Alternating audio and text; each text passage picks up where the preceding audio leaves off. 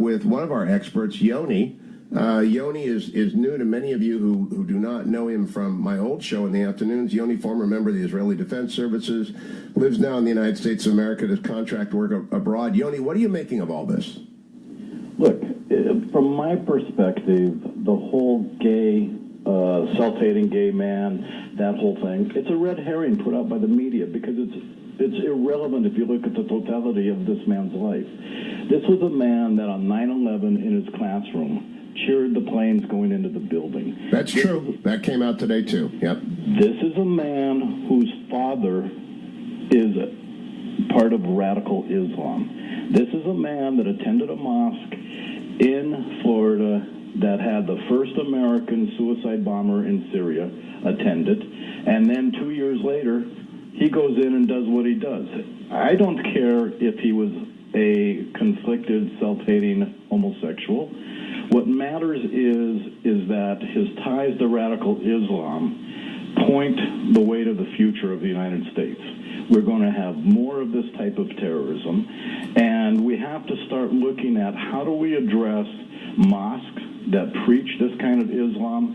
How do we address people that we have no ability to screen whatsoever? How do you screen a Syrian, a Libyan in today's world? They've come from countries that are now broken. But Yoni, here's my key question.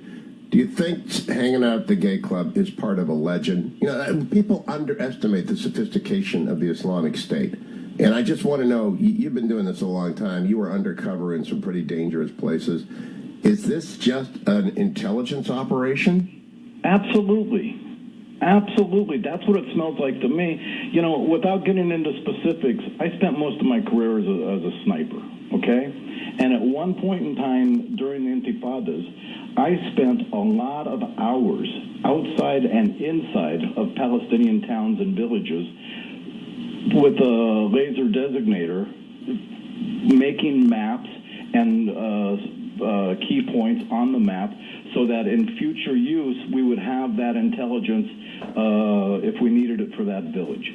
I view what I did back then as no different as to potentially what he did here, and it doesn't matter if he engaged in homosexual sex along the way, because you know what, when you're undercover, you do what you got to do in order to gather the intelligence that you need. It was a perfect soft target.